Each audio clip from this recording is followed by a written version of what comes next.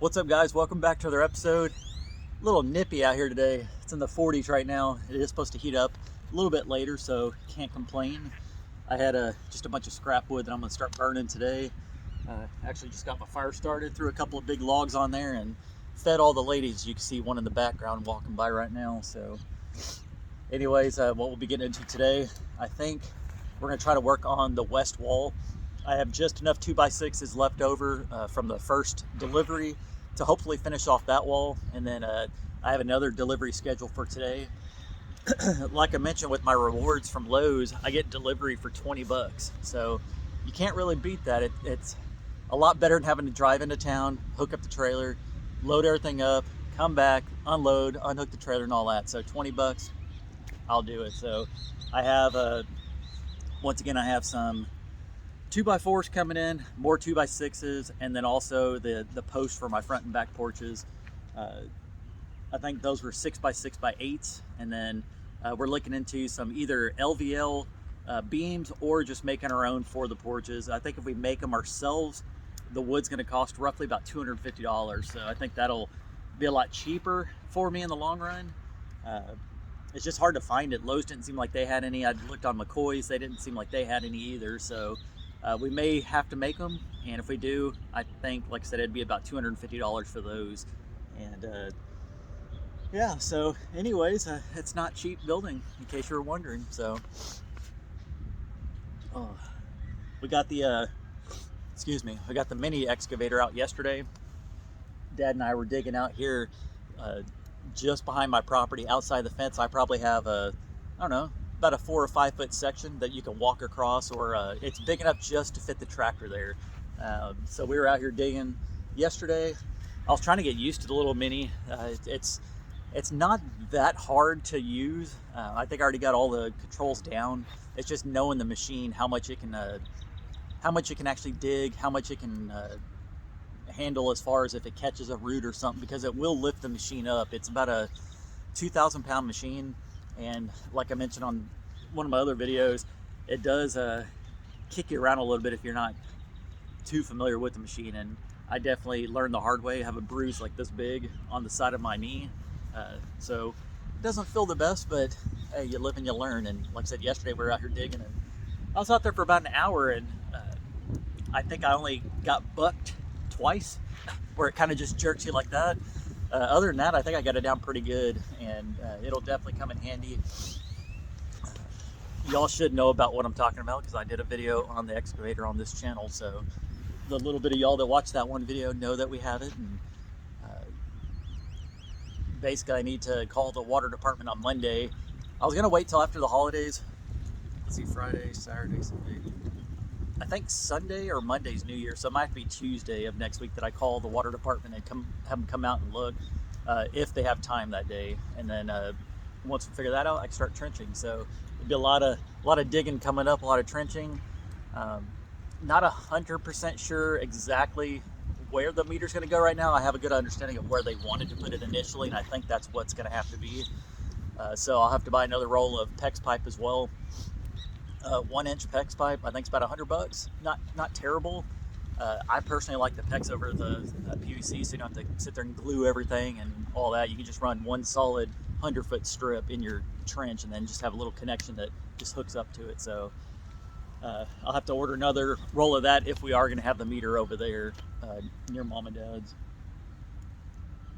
Thought I heard a cell phone ringing. Maybe not. I don't know. But anyways, that excavator should do the job.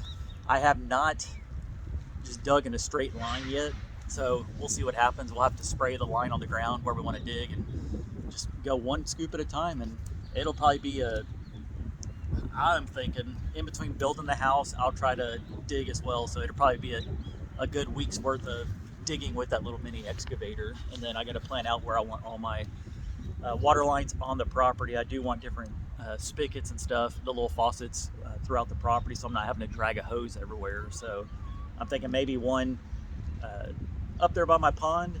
That way I can run a 100-foot hose if I need to in any direction. Obviously one on each side of the house, and maybe one back there where the animal pen is, the chicken coop, and then somewhere in this corner over here by the fire pit area. So plenty of access to water.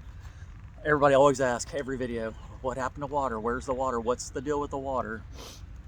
Trust me, guys, I'm looking into it.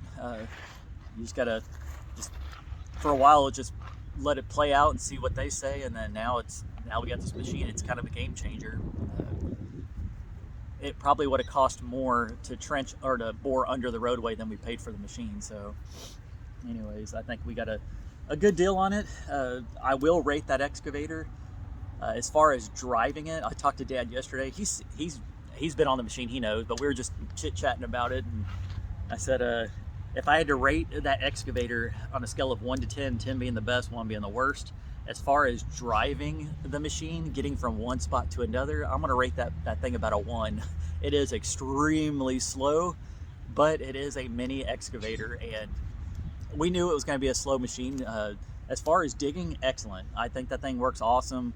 I'd say about an 8.5 out of 10. It is a little tiny mini excavator, so I'm calling it a micro excavator. It's only 3 feet wide roughly, and you can fit it through a doorway. That's how small it is. So as far as the digging goes, like I said, it's 8.5 out of 10. You can sit there and just dig real good. It turns real easy. As far as the whole machine, you can do 360s in it real easy. It's just the only issue we had was with just the tracks and stuff. It's just a small machine, so it moves extremely slow. And like I said, a 1 out of 10 for the speed on it, but overall, between the speed of the machine and digging on it, I would say a 7 out of 10 overall. So not bad. We'll get a lot of use out of it and save a lot of money in the long run, not having to hire out help or having to rent a little mini excavator or rent a trench or stuff like that. So with the mini machine, it does move a lot slower, so it's going to be a slow-paced time digging all the water lines and all that. So anybody that's used the machine knows. Anybody that doesn't, they're going to learn, because I'm going to show y'all about that little machine. And like I said, I think it'd be a perfect little machine for anybody that has a small little homestead or just a small property that does a lot of little projects around the house and stuff. That would be a nice little machine to have. You can get them on Amazon, you can get them on eBay, they're everywhere. You just search a mini excavator. They have them anywhere from a couple of $1,000s all the way up to the little mini excavators like this, all the way up to about 10 to 12,000, something like that, in that range, depending on what you want to spend. So I think we got a hell of a deal. I'm glad Dad bought it, and I know we'll both get a lot of use out of it. And like I said, we were digging out in the pond. We still need to dig around the island, knock that down.